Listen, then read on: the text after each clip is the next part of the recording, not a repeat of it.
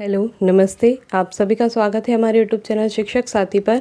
और जैसा कि आप स्क्रीन पर देख रहे हैं, पेंशन से संबंधित ये एक बहुत ही महत्वपूर्ण न्यूज़ है।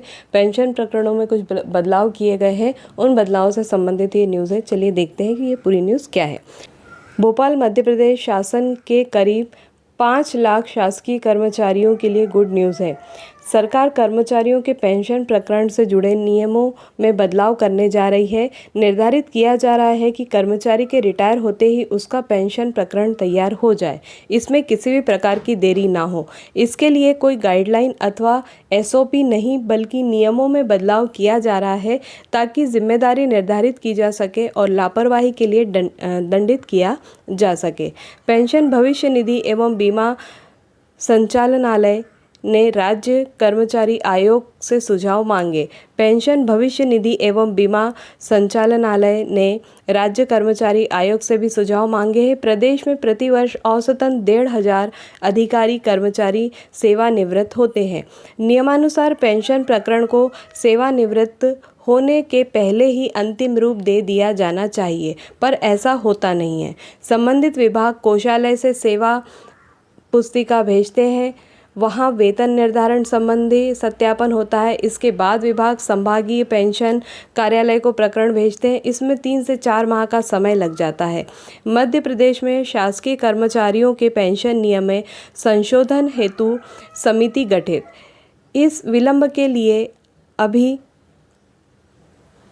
किसी की जिम्मेदारी तय नहीं होती है और न ही संबंधित अधिकारी को दंडित किया जाता है। इस समस्या के समाधान के लिए पेंशन भविष्य निधि एवं बीमा संचालनालय ने नियम में संशोधन के लिए समिति गठित की है। इसमें राजपत्रित अधिकारी एवं संघ के अशोक शर्मा, लघु वेतन कर्मचारी संघ के महेंद्र शर्मा और पेंशनर्स एसोसिएशन मध्य प्रदेश के अध्यक्ष श्याम जोशी को सदस्य बनाया है।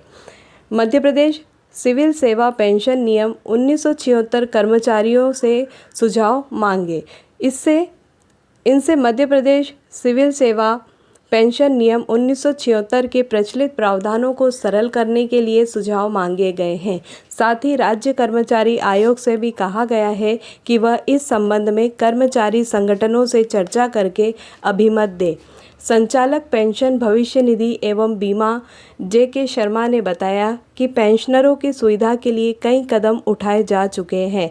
अब पेंशन प्रकरण को अंतिम रूप देने की प्रक्रिया को सरल बनाया जा रहा है। सभी से विचार विमर्श कर प्रतिवेदन वित्त विभाग को सौंपा जाएगा। अविवाहित पुत्रियों के लिए आयु का बंधन समाप्त करने की मांग। पेंशनर्स एसोसिएशन मध्य प्रदेश के वरिष्ठ उपाध्यक्ष गणेश दत्त जोशी ने कहा कि पेंशन नियमों में अविवाहित पुत्री को अभी 25 वर्ष तक ही पेंशन मिलती है।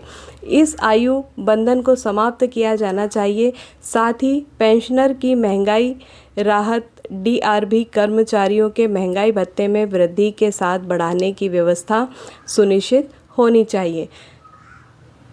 अभी पेंशनर्स को छत्तीसगढ़ की सहमति का इंतजार करना पड़ता है, जबकि केंद्र सरकार अपनी सहमति से इस प्राविधान को खत्म करने दोनों राज्यों को पत्र लिख चुकी है। तो ये एक प्रक्रिया को सरल करने वाली न्यूज़ है कि जो भी पेंशनर्स के लिए एक अच्छी न्यूज़ है कि कई बार रिटायर होने के पश्चात प्रक्रिया में 3 से 4 महीने लग जाते हैं, जो एक लंबी अवधि होती है। साथ ही कर्मचारी के लिए ये समय बड़ा ही कठिन होता है। तो यहाँ पर कुछ नियमों में सुधार करने की बात आ रही है और दूसरी बात यह है कि उन्हें समय पर पेंशन मिल सके। रिटायर होने के पूर्व ही सारे दस्तावेज और सारी प्रक्रिया पूर्ण हो जाए और रिटायर होने के पश्चात उन्हें विधिवत पेंशन समय से प्राप्त हो। तो आशा है जानकारी आपके लिए महत्वपूर्ण रही होगी। यदि ये जानकारी आपके लिए महत्वपूर्ण है तो हमारे चैनल शिक्षक साथी को सब्सक्राइब कीजिए, बेल आइकन को क्लिक कीजिए, वीडियो को ज़्यादा से ज़्यादा शेयर कीजिए, कमेंट्स कीजिए और लाइक कीजिए।